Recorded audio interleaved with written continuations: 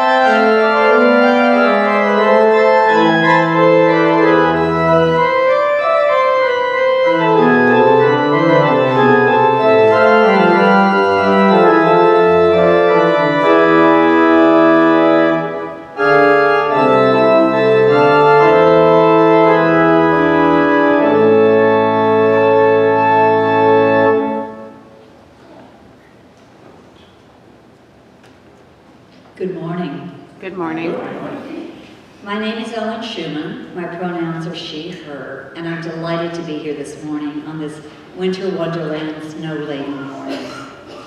And we're thrilled to have Aaron and Elizabeth here at our service today. Like most people in our church, I participate in a few ways. Sometimes I help out in the nursery. Other times I work with a few other women to keep the interior attractive and clean. And I serve on the Leadership Development Committee, which supports the Board of Trustees, especially in seeking new members. So who are we? We're a community, a mixture of people who are seeking to deepen spiritually, to take care of one another, and to be a blessing to this world. Unitarian Universalism is a faith for all. So bring all of who you are, your beliefs, identities, abilities, challenges, and gifts. Bring all of what you've been, all of what you've done. There is room here for all of it. Our congregation includes a wide diversity of beliefs. Please know you may freely translate the language you hear today. If you're visiting us for the first time, whether in person or online, we are so glad that you found us. If you'd like more information, email us at welcome@uu.org or ask anyone here why they come and how you can connect with the folks on the Welcoming Committee. We're here to help each other and you. You may notice that we're not concerned about noise during the service, and we hope you are not either. However, the service is broadcast several places downstairs and in the seating area behind the sanctuary if you need to take a break. The little soft pouches in the pews have toys in them, quiet toys, and they're there for anyone to play with, kids or adults. And also, if you go out the door to my right, your left, there are 2 rooms, nurseries for younger kids who can go at any time. We do have religious education today, and in a little while we'll sing the kids to that. There's a small Mass-required section in the back on the parking lot side for those who prefer to sit with other Mass people, and we have a very effective air filtration system, just so you know. Should you happen to fall asleep in the service or miss part of it, good news, you can watch it again tonight at 7. We have virtual church on Zoom. If you need the link, email us at welcome@uu.org. Let me see where I am. Page 3. So, this is all about Aaron and Elizabeth. Today we welcome Reverend Aaron Stockwell Weissman back to First Parish, as well as his intern Elizabeth Cavanaugh Murphy. We're engaging in an age-old tradition. It's a pulpit swap. Aaliyah and Lee are leading worship at First Parish in Framingham this morning. Many of you know Aaron. He served as senior minister of First Parish in Framingham since August of 2020. He previously served in Kansas, Texas, and Massachusetts. He was a member of First Parish since 2004, where he bridged out of the youth group in 2005. He was ordained 10 years and 1 day later in 2015. He was educated at Parker Charter School locally, Leslie University, and Andover Newton Theological School. He lives with his wife Lizzie and their dog Knox in Framingham. Elizabeth Cavanaugh Murphy is a third-year seminary student at Meadville Lombard Theological School in Chicago, and previously served as Social Justice Coordinator at the Unitarian Universalist Society in Fairhaven, Massachusetts.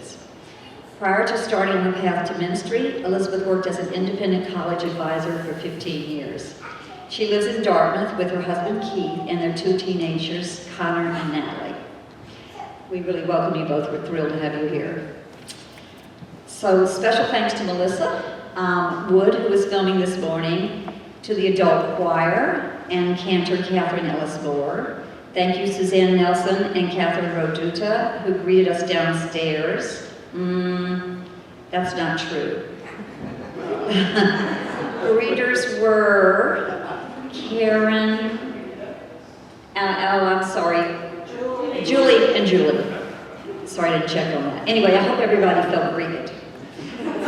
And we're going to thank Margaret Burdine and Lois Young for hosting Coffee Hour. That is true, I think, right? Okay, I'm sure there'll be coffee regardless of who does it. Okay, so finally, Donna Nowak and Lisa Geronimo are your ushers. They have large print orders of service and assisted listening devices. If you need anything during the service, raise your hand, they'll be happy to help you. The beautiful bird of paradise, which symbolizes freedom, was given today by Karen Ankus in honor and memory of her daughter, Leah Elena Santos, on the 5th anniversary of her death, January 22nd, 2018. Some quick reminders. All are welcome to our Black Lives Matter Vigil today and every Sunday at 11:30 in front of the church.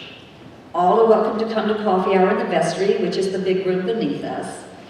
And if you have a joy or sorrow or prayer you want to have included in the minister's daily prayers, you can email it to prayer@uugroton.org or fill out a prayer card found in each pew and put it in the offertory box, or at the end of the service we light candles and there's a basket, you can leave it there as well. And before I go on, Cynthia Williams has an announcement.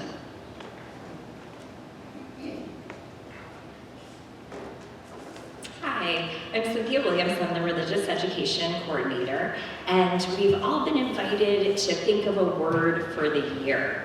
If anyone would like to have their word for the year written on a stone as a reminder, please come and see us at the end of coffee hour or send me an email with your name and word and either your email or phone number. The students in religious education, our older group, will be working on writing the words on the stones with souvenirs next week during our RE time, and then we'll be able to give them to you either after RE if they're dried, next week on the 29th, or the following week on February 5th.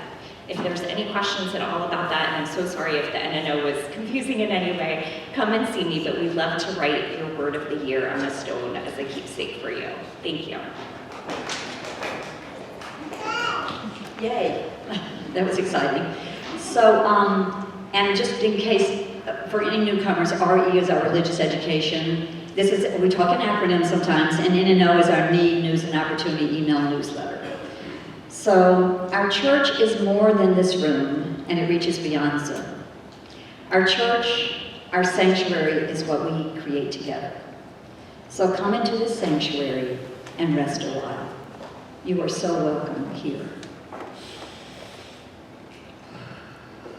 So now remember to please take a second and wave to the camera, to our virtual friends. And we're going to stand as you are able and take a moment to greet each other. Good morning again. Good morning. So good morning to virtual friends. Good morning. Good morning. Good morning.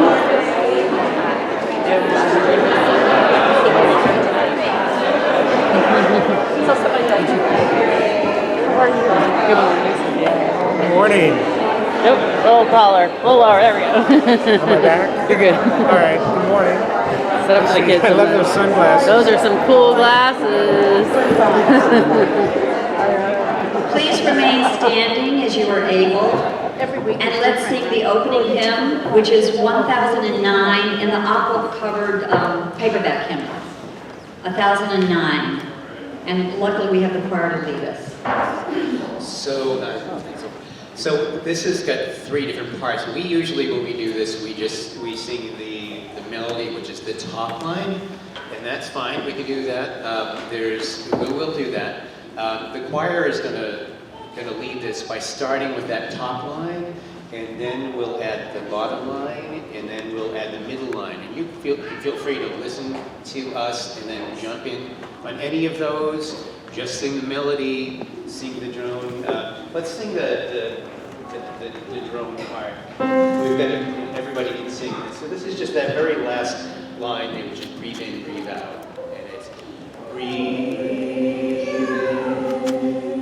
breathe out, breathe in, breathe out. Right, and of course, if you notice, even though we're talking about breathe in, breathe out, there are no breaths written in, so next time I see Sarah Dan, I'm going to say, you're going to breathe here. So breathe where you need to, please. So if you want to sing that, you can sing that along, and then the sopranos at some point are going to come in with this middle line, and let's sing that. We can all sing this. Ready? And 2, 1. When I breathe in, I'll breathe in peace. When I breathe out, I'll breathe out love. Let's do that again. When I breathe in, I'll breathe in peace. When I breathe out, I'll breathe out love. Good. So feel free to jump in at any of those parts, and we'll start with the melody, which most of us should know. But let's review that since we reviewed everything else. 2, 3. When I breathe in, I breathe in peace. When I breathe out, 2, 3, 4.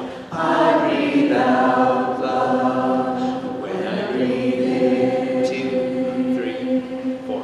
I breathe in peace. When I breathe out, I breathe out love. Great, and we'll do this a bunch of times so as it feels right to you.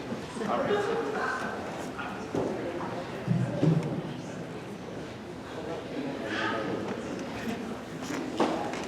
Start with the melody.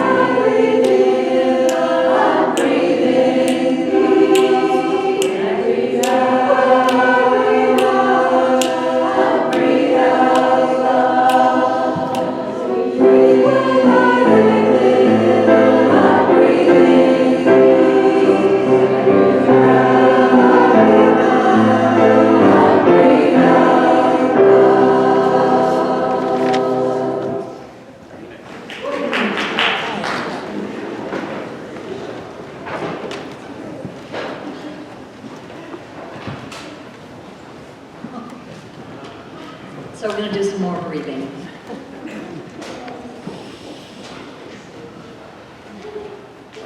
The 3 bells at the start of worship invite you to settle into your body and remind you that you are whole, you belong wholly upon this earth, and you are held in love. With each bell, I invite you to breathe in and release. You may tighten your hand and open it, or any small gesture of opening to let the breath in and the blessings out. The first bell is just for you.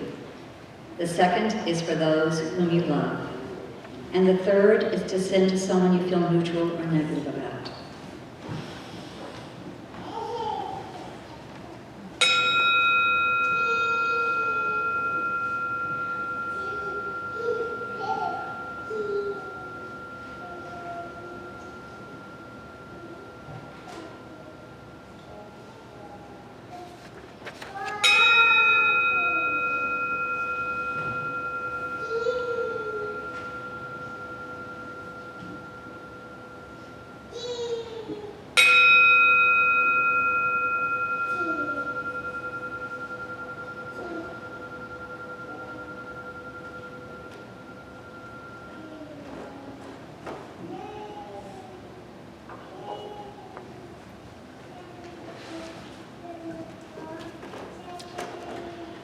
If you are with us from a distance, please feel free to get a candle or chalice now and light it as we light our chalice in the meeting house.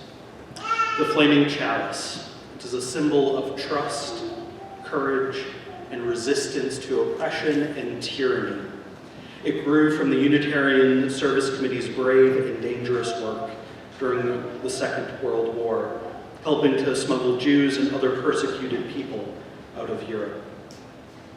Good morning, I am the Reverend Aaron Stockwell Wiseman. I use he, him, his pronouns. I am the senior minister of the First Parish in Framingham, a title that is important to some, but the title that's more important in this space is I've been a member of this congregation since 2004. And despite 18 years of membership, bridging in 2005 and my ordination here in 2015, I'm not sure that I have ever lit the chalice at the beginning of worship. First time for everything, right? I light the chalice this morning for connection, reconnection, and for being home.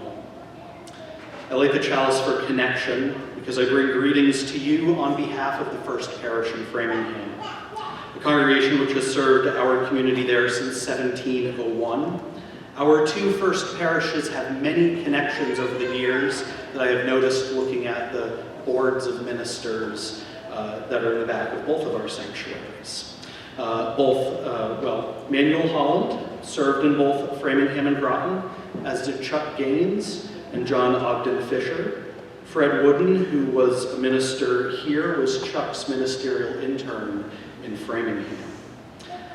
As you know, I was ordained by this congregation in 2015 and have served in Framingham since 2020. And of course, Lee Kinvey is a member in Framingham, and they are your ministerial intern.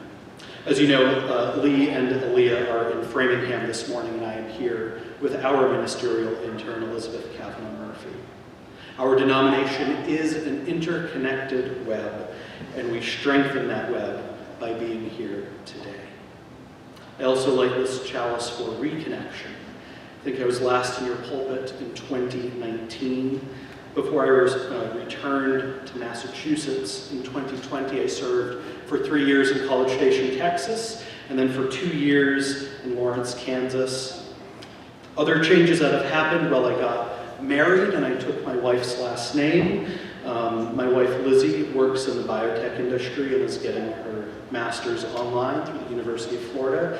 And we got a dog as well in 2020. He's a super mutt and is mostly a good boy, as all dogs are. And finally, I light this chalice for home. It is good to be at my home church. I've carried a piece of you with me, literally, in the fabric of my stole, which also graces this space behind the chancel area. I'm grateful for Aaliyah's steady leadership here and friendship, and the many, many times I've emailed her asking, hey, this is happening in my church. Do you have any resources for that? I know that you know how lucky you are to have her here. I'm grateful for the ways that you have supported ministers and their growth. You've had 3 ministerial interns, you've ordained several, and you have another graduate of your youth group in seminary as well. I'm grateful for the centering space that these sheltering walls have provided for me and my family over these last nearly 2 decades. So I light the chalice, the symbol of our Unitarian Universalist faith, for connection, reconnection, and home.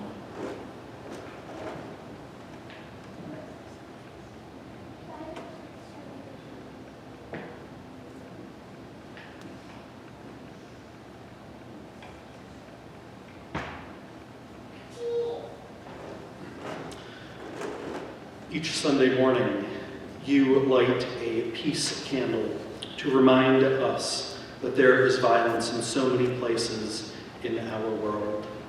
This morning, I hope for peace in all of those war-torn parts, especially this morning in Monterey Park, California, after another mass shooting in our nation, apparently occurring at an Asian American community celebration of the Lunar New Year.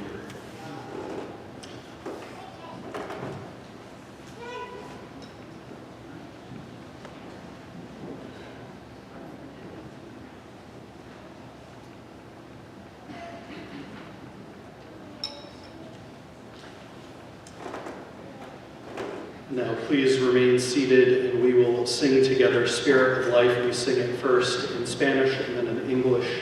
The words are in your order of service.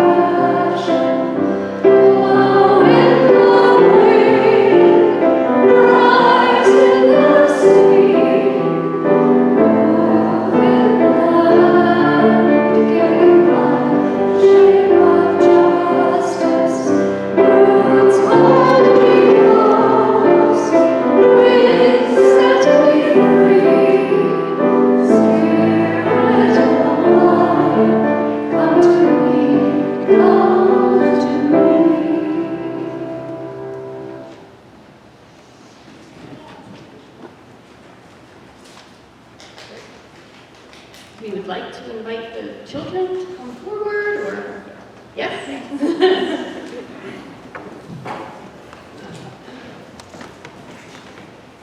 Come on down.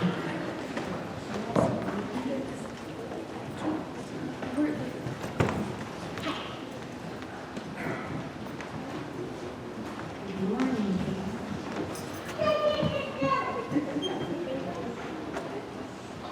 Hello. My name is Elizabeth. My pronouns are she and her, and I'm so happy to be with everyone this morning. Now, I have a question. Do we have special words that we say at the beginning of this time? Who can do it? Go ahead. Unitarian Universalists, minds that speak, hearts that love, hands that help and hug. Awesome. like that, thank you. So this morning we have a story for you, and it is adapted from a radio story written by Robert Krulwich for the show All Things Considered quite a few years ago. He was a science reporter, so naturally this is going to be a story about science. So right now we can see out the windows, it is a beautiful winter morning in January. What season came right before winter? October, November, December, fall, autumn, right? We call this season fall because at that time of year, in places that have a cold winter like we do here in Massachusetts, the leaves turn colors and they get sort of dry and crusty. And then the wind comes along and they fall right off. So that name makes a lot of sense, right? But the truth about why those leaves actually fall is more interesting. Maybe we think we know why. It's not really the wind, it's not even really the cold. It's because the trees actually make their own scissors to cut those leaves right off. So according to someone named Peter Raven, who was president of the Missouri Botanical Gardens for a long time, the wind doesn't just gently pull those leaves off like it looks like to us. The trees are proactive. They're actually taking charge and they're throwing those leaves right off. Instead of calling this season fall, maybe if the trees could talk, they would call it get off of me. And here's why.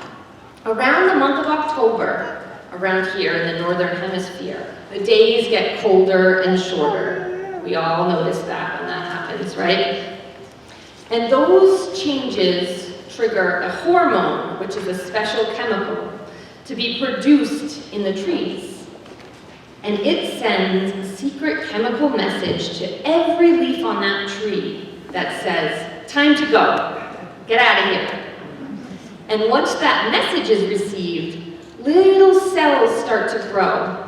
And they appear on the exact spot where the leaf stem meets the branch. And they're called abscission cells. Same kind of word as scissors, right? Abscission. They're designed, these special cells, to make a cut between the leaf and the tree. Now this can take a few days or even a few weeks, but eventually those cells form a little bump and they push the leaf bit by bit away from the stem. You can't see it without a microscope, but if you looked through one, you'd see the scissor cells all lining up to do that job. And that's where the tree gives the leaf a push. And it's just kind of dangling. And then the wind comes along and finishes off the job. The truth is, the wind isn't the one making the leaves fall, though. It's the tree. It is programmed by evolution to insist that the leaves drop away before winter comes. Why not let the leaves stick around? Why do they need to drop? Well, it's kind of like the leaves are the kitchen staff for the tree. They're the ones who make all the food to help the tree grow during the summer. And they do this through photosynthesis. Have we ever heard of that? Photosynthesis? Yeah. When the days after summer get shorter and colder, though, that food production in the kitchen of the tree slows way down. And the tree has to decide. It can try to keep all those kitchen workers, but they don't have very much to do. Or it can let them fly away. If a tree is to hold on to its leaves, they wouldn't have to grow new ones, but leaves get really confused, especially lately with the temperature moving around so much. Every so often, we have a warm spell in winter, And if those leaves were to have stayed on the tree, they would start to do their job again. And they would be pulling up water, and they would be wanting to feed that tree and help it grow. The problem is, when it freezes again, the leaves will die. And eventually, the tree would die too. So instead of keeping those kitchen workers and just letting them rest, the tree lets them drop. That's why trees get rid of their leaves and take the winter to rest and be quiet and then start growing everything new in the spring. It's safer and it's smarter.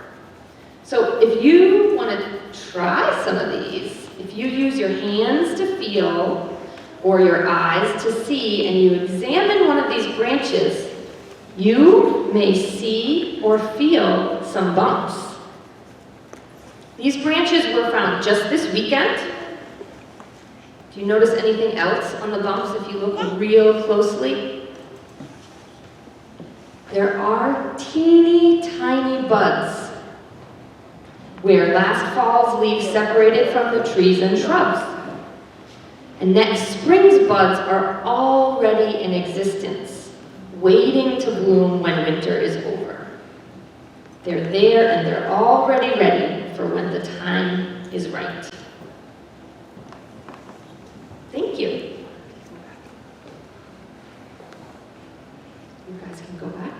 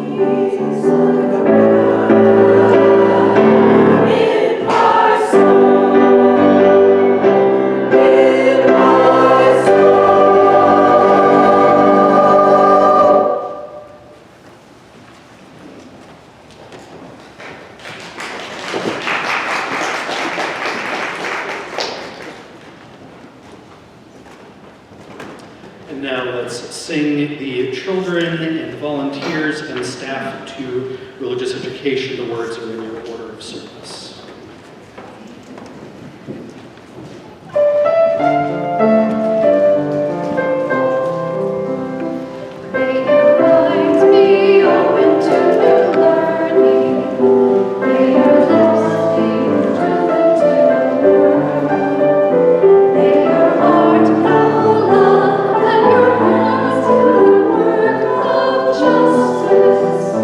As you know your way.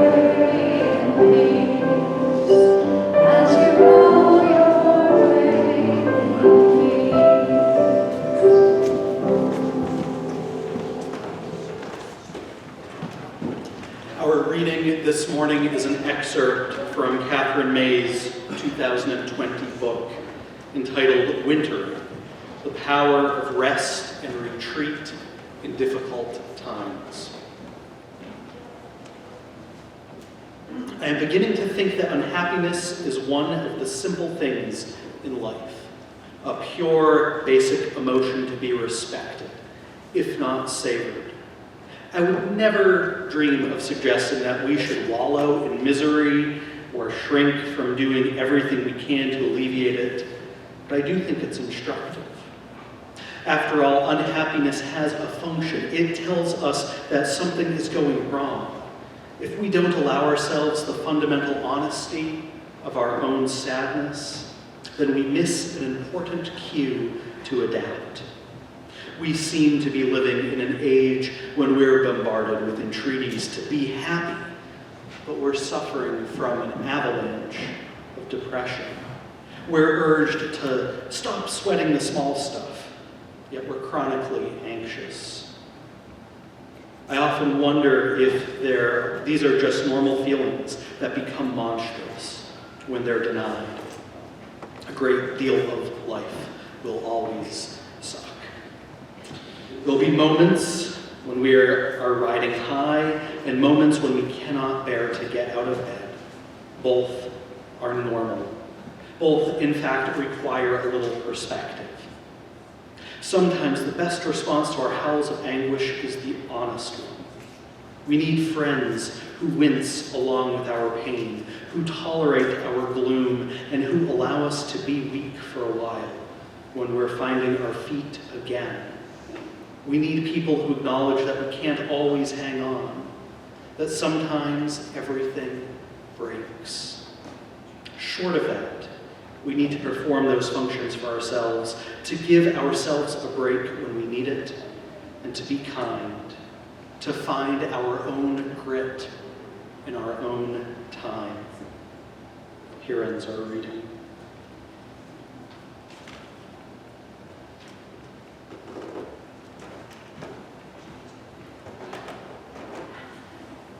This is a poem by Barbara Kingsolver entitled How to Cure Sweet Potatoes. Dig them after the first light frost. Lay them down in a shallow tray like cordwood, like orphans in a dresser drawer. Cover them with damp towels. Bring up the heat. In a closet or spare room, you'll want it hotter than the worst summer day you remember, and that humid. A week of this will thicken their skins, make them last for months in your cellar, and turn all their starch to sugar. Bear in mind, this is not a cure for anything that was wrong with the sweet potato that meant to be starchy, thanks. The better to weather winter in cold clay. Then lean on its toes and throw out reckless tendrils into one more spring. Bear in mind also the ways that you were once induced to last through the sermon, the meal, the insufferable adult conversation, all the times you wanted to be starchy, but were made to be sweet. Recall this surrender when you sit down to eat them. Consider the direction of your grace.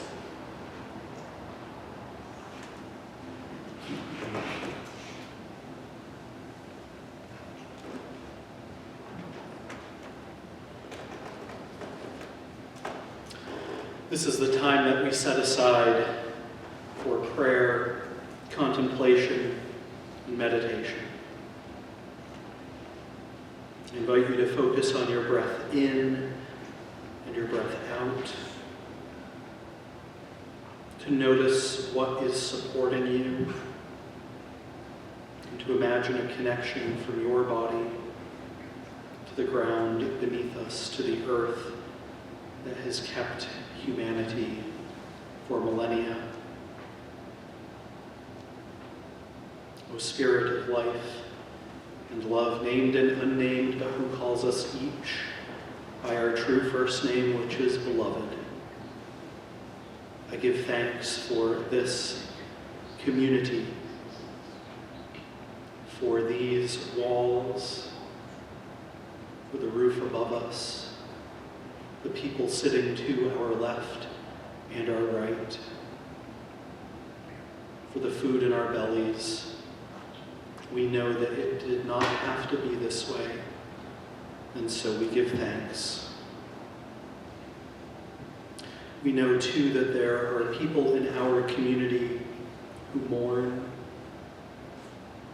There are people who are ill. There are people who live with addiction. People who are lonely. I lift up especially Steve Byrne, who died last Sunday morning, an important part of this congregation. May we have the courage to lend a listening ear to all who struggle. I also seek courage and resilience and strength to work to bring peace to all of the war-torn parts of our world. Whether those are families interrupted by intimate partner violence, or bombs in Ukraine, or somewhere in between. Those who live and suffer from oppression, may we each work to bend the arc of the universe towards justice. Let us remember, because of our breath in and our breath out, that we are human and humans make mistakes. We fumble with our words, we fail, sometimes epically. We put up walls between our authentic selves, between others, and between the sacred. Because we are breathing, dear ones, there is always time to move back into right relationship. Always time to say, I am sorry. Please forgive me. And to ask, how can I do better? I say these words and do all things for love's sake. May it be so, and amen. I now invite you to sit in the quiet of this old house so that you might rest, listen, or simply do nothing. For one whole minute, you have permission to do that. We'll keep track of the time.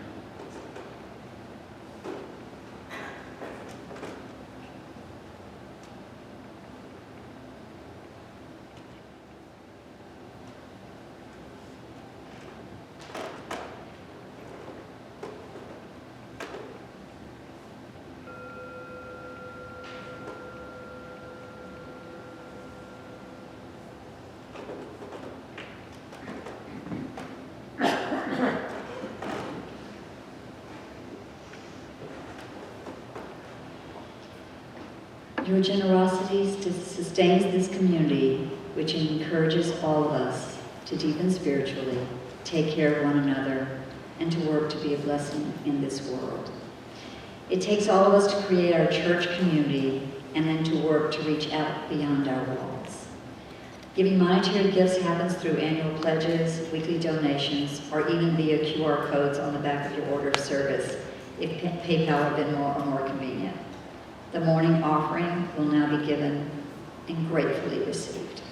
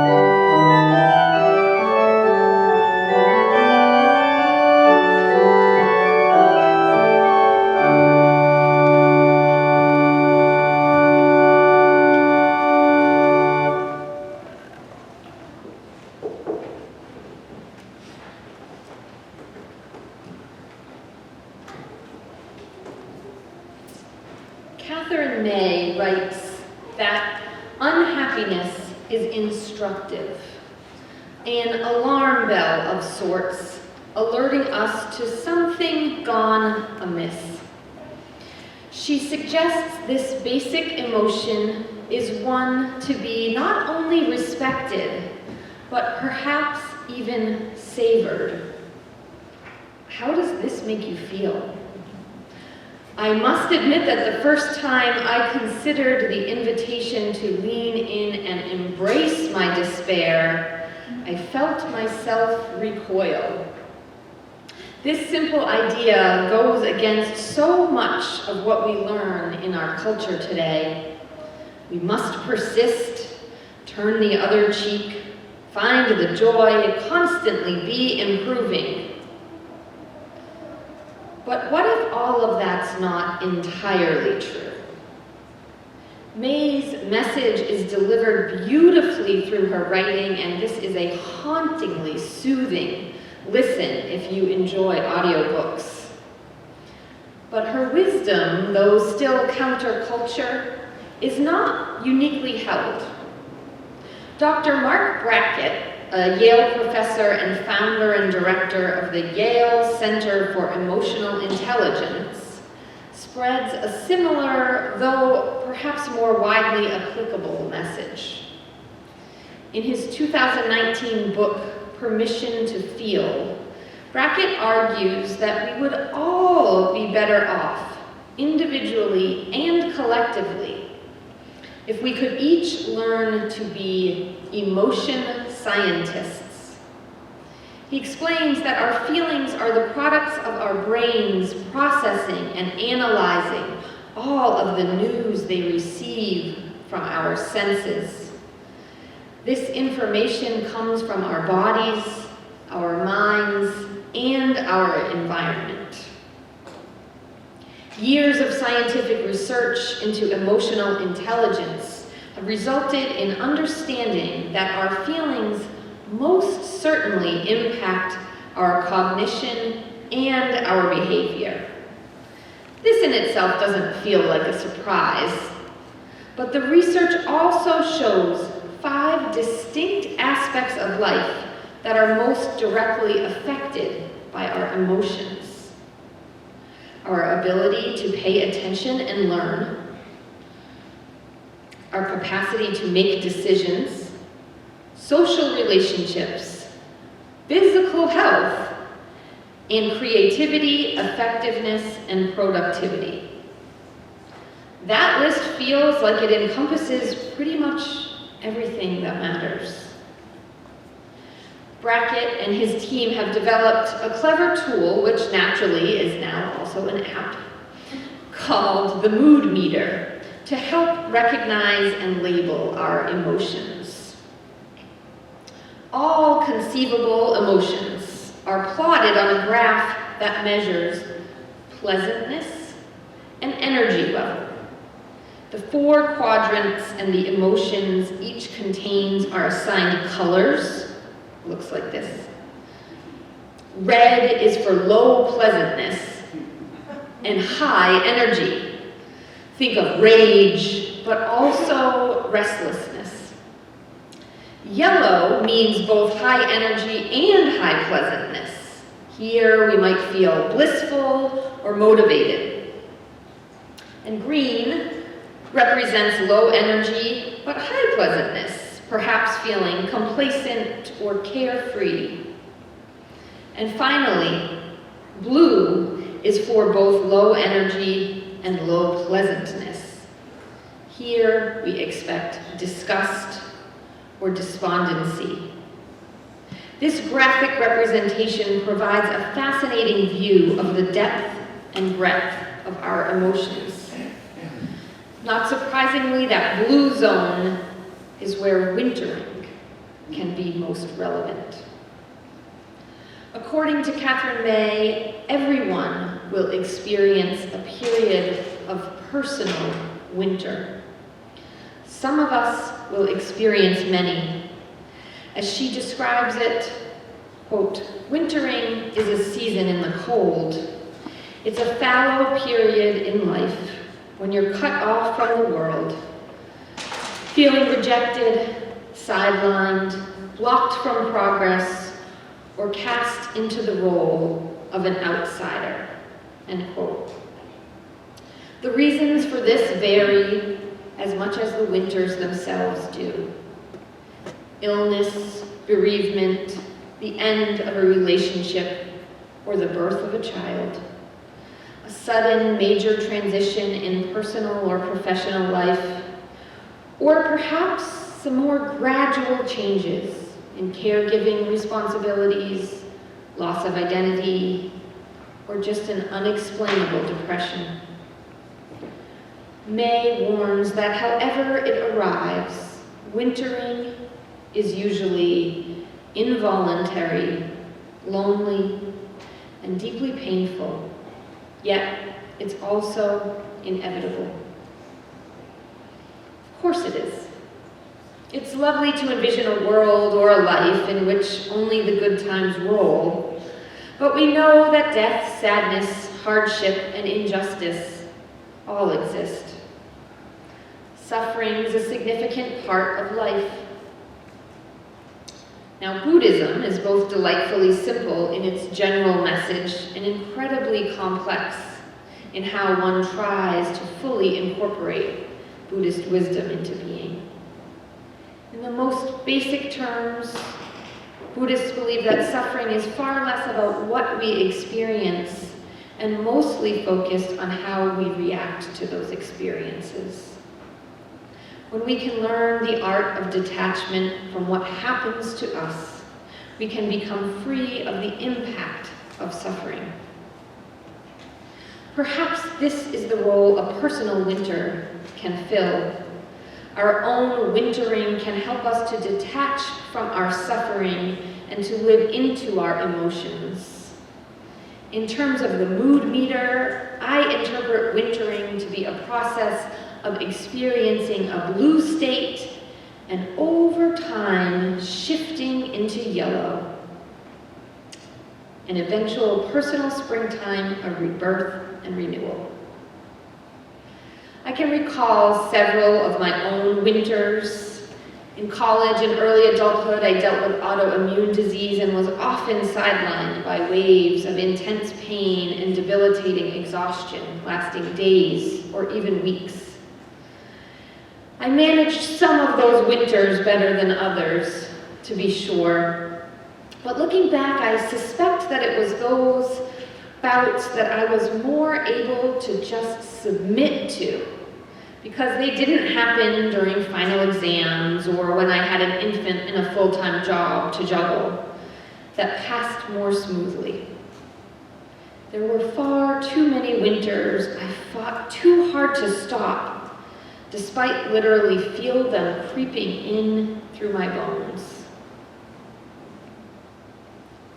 It's critical to dispel some misconceptions about wintering.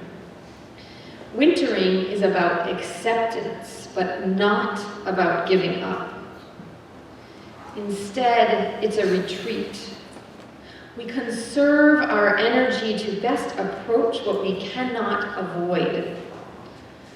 Think about the story we heard earlier about the abscission of leaves in the late fall. The trees have a plan.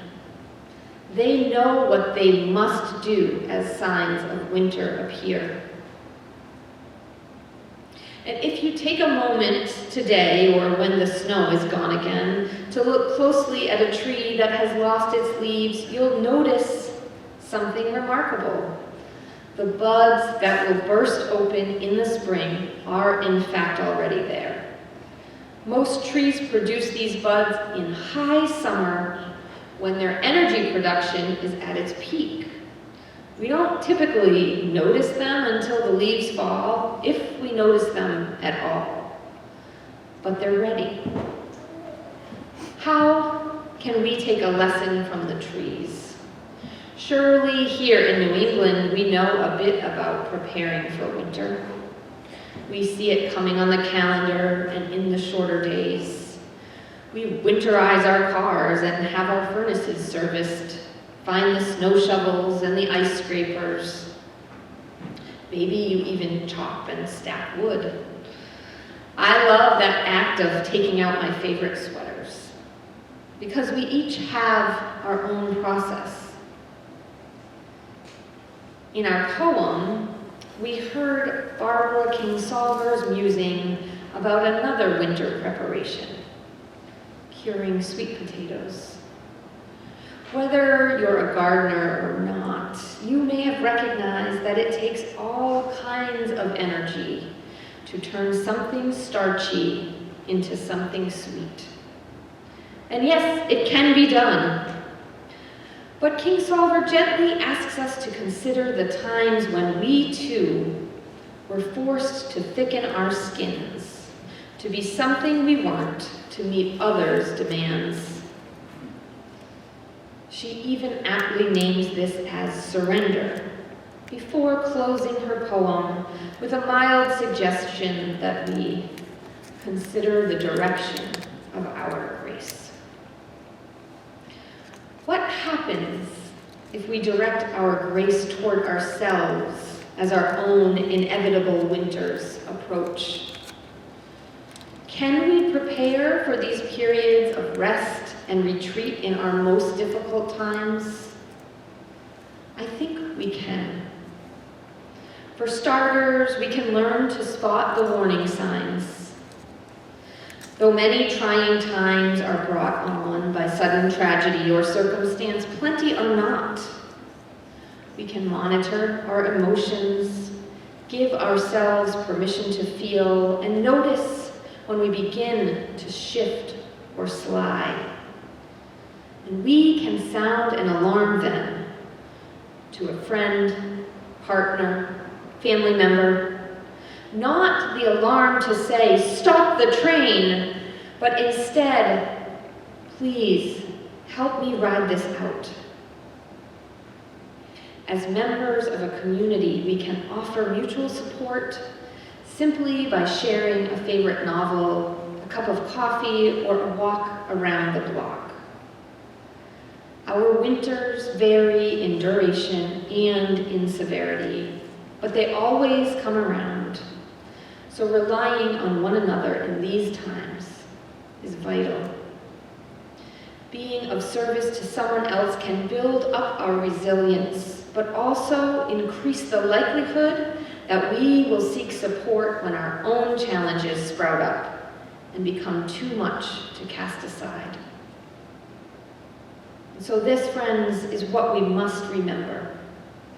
Winter always comes, but so too does springtime and the miracles of birth and rebirth that abound when light returns and growth becomes tangible once more.